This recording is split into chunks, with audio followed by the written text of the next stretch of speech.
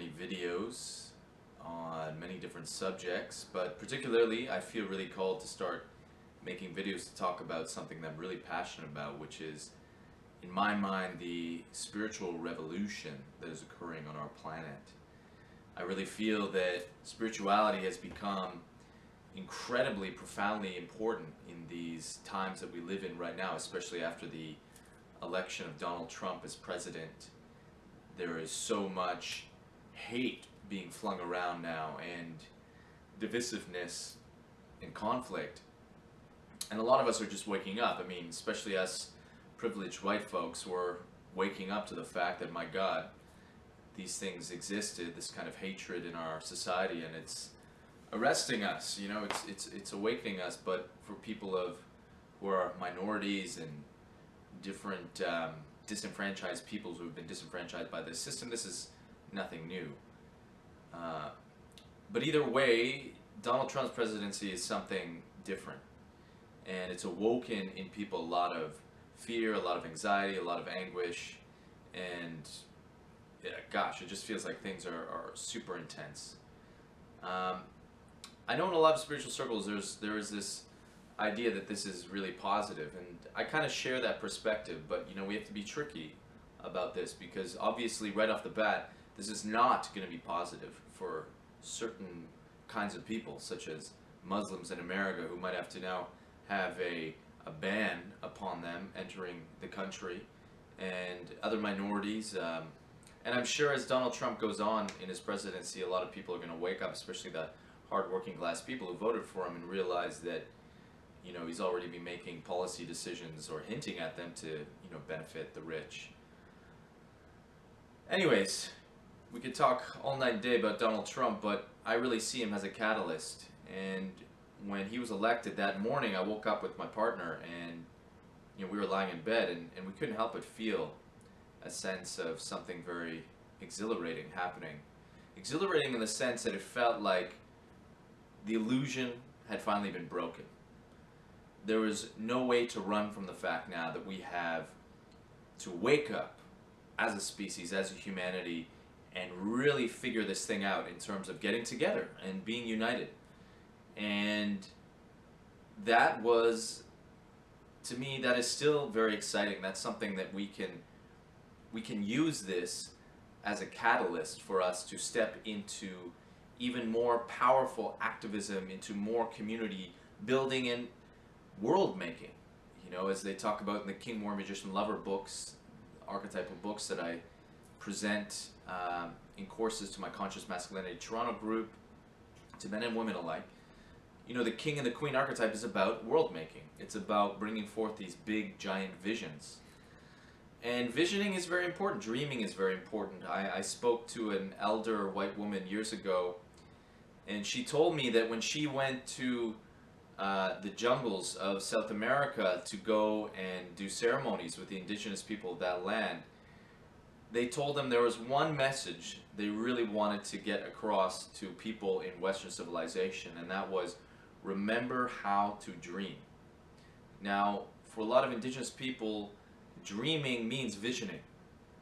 And what this indigenous wise person was trying to say is that we need to take back our powers of creativity, of visioning and dreaming this world. We need to take these visions that a lot of us have been having about this idyllic world that we all live in, and we're all free and rainbows are everywhere.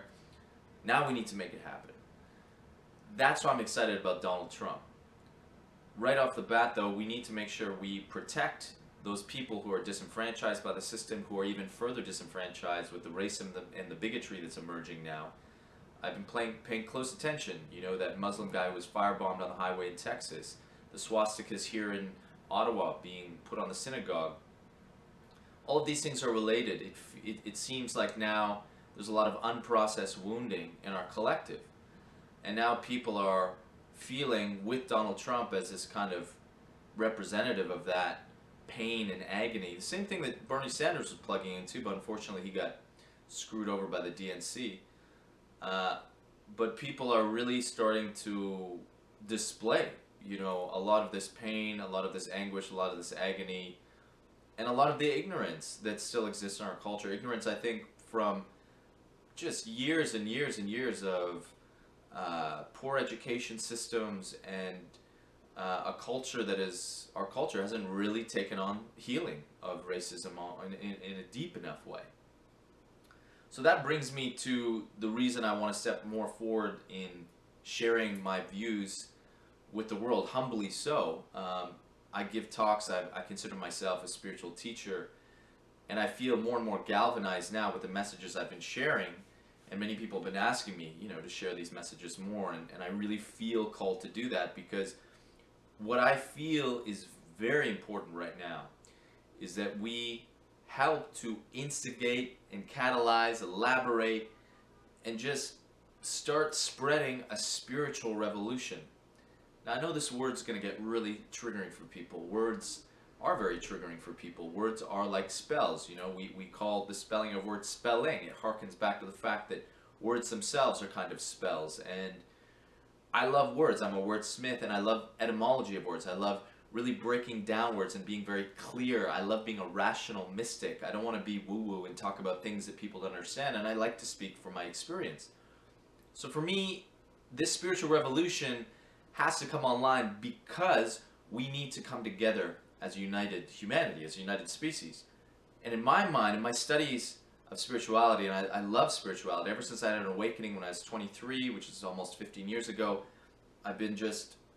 it's been the love of my life, really, spirituality. To me, spirituality is about creating connection and unity in the world, but also in the psyche of every individual.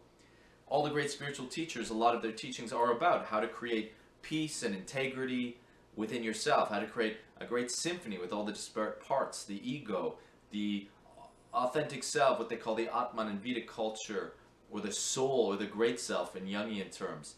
How do we bring all these aspects of our personality together? Because a lot of us are in absolute conflict within ourselves, and then that conflict is being played out in the world, and we're seeing that right now with a lot of the hatred and the racism. People just don't know how to deal with this pain in their life.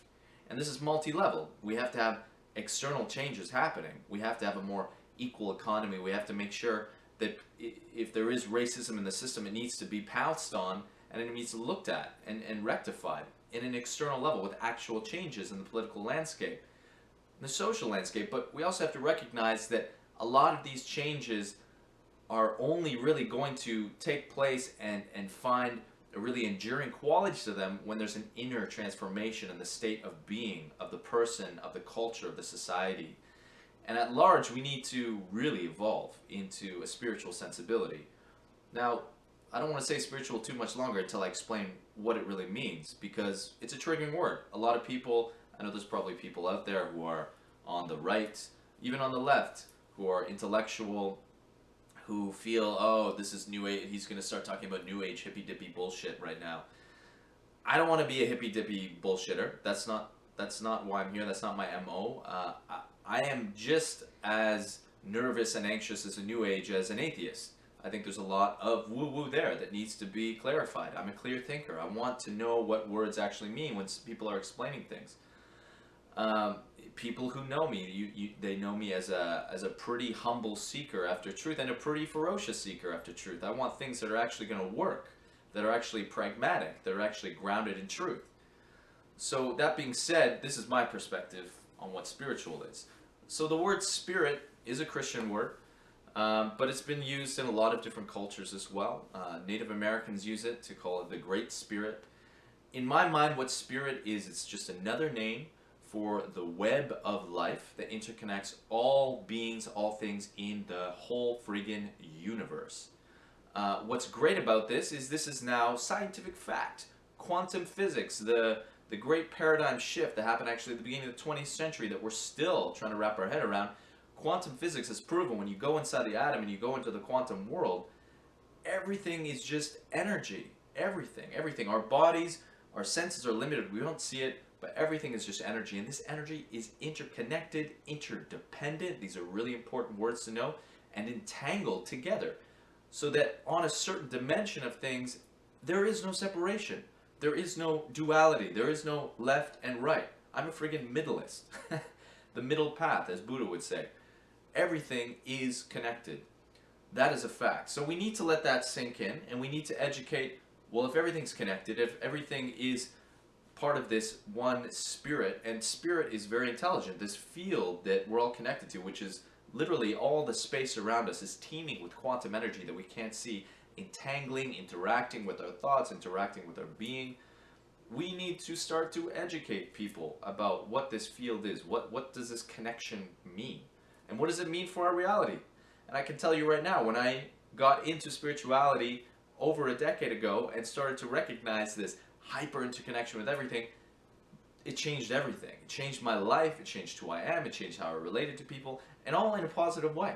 Because it made me really hunger to want to be connected. So if there was conflicts in my life, all of a sudden I regarded it as an extension of myself, but not narcissistically as only myself, but the great self that we all are.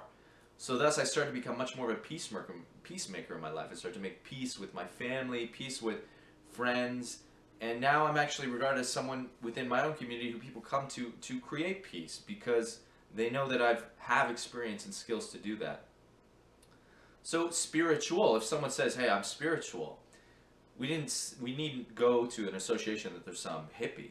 We can actually now consider that, oh, that means that person is very interested in this unity, in creating more unity and emboldening this unified field, illustrating it to people, making it more emboldened in their life. Spirituality then is simply a tradition, or I would rather say a stream of consciousness of arts and sciences that are devoted to this unity. When you see someone on the street in conflict with someone, like a white guy yelling at a Muslim woman, racist slurs, well then if you're spiritual and you're devoted to this unity thing, this connection thing, then it is your duty to go there and stand for spirit, stand for that oneness, and try and rectify the situation. That's just has to be done. Now, moreover, most of us who have been practicing spirituality, we have some skills that are going to be very beneficial to conflict situations like that. Most of us are meditating. We've developed a sturdy sense of detachment, not an unhealthy detachment, but the ability to step into situations where there's a lot of emotions floating around, and we can maintain that peace within ourselves. We're not going to get possessed and become reactionary. We, as Michael Brown would say, we're going to respond more from an authentic place, a more clear-minded place. We can bring that lucidity to this world that is now flinging itself into chaos. Spiritual people, I mean, we're all spiritual if you ask me, because spirituality just is the truth.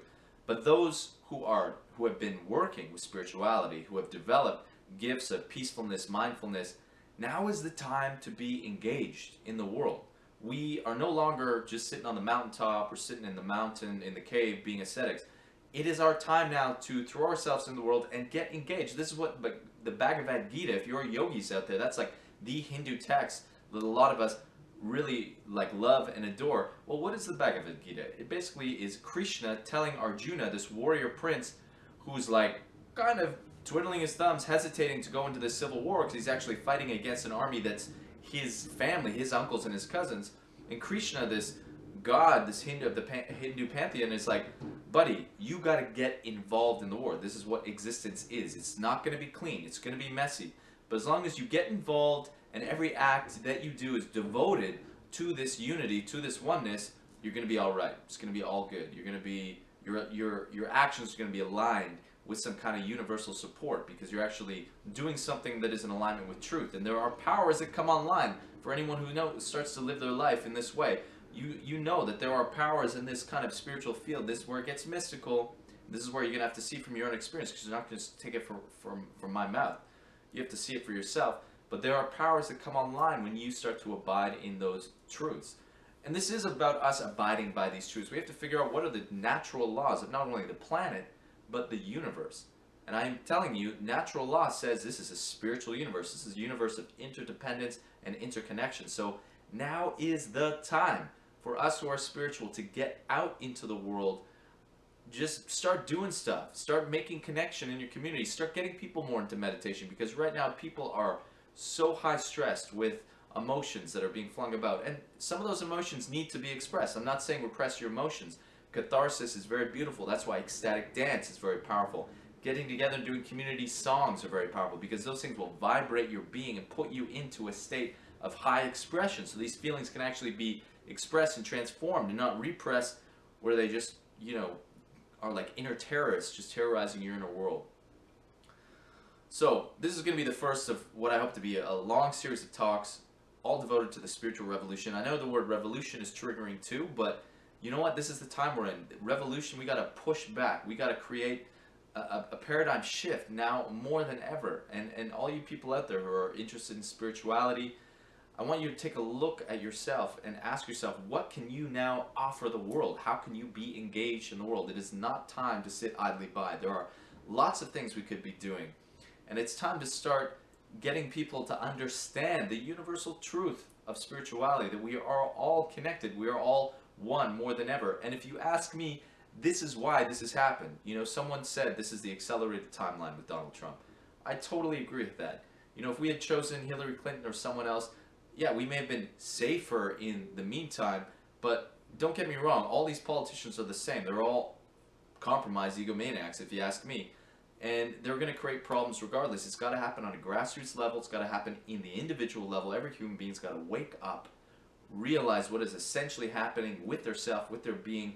How can they get themselves into alignment to fight for truth, fight with peace, fight with a love, a ferocious kind of love, a ferocious, fierce kind of compassion and peace. These are the skills that the great spiritual masters have been trying to teach us for aeons. They're there. A lot of us have already been doing that work. So get out, start doing the work. Let's join the revolution together.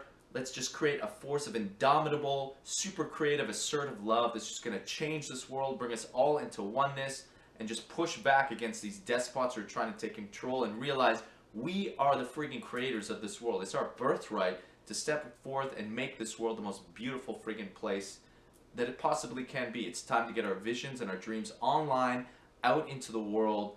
No more idly by. Let's join ranks with all the disenfranchised people. Let's hear their wounds. Let's galvanize by those wounds, share our stories, and let's go out and unify. Please subscribe to my channel if you want to hear more of this amazing ecstatic ranting that I'm going to do for a while. And go and check out my music as well. There's lots of videos on my channel as well. Big love to you all.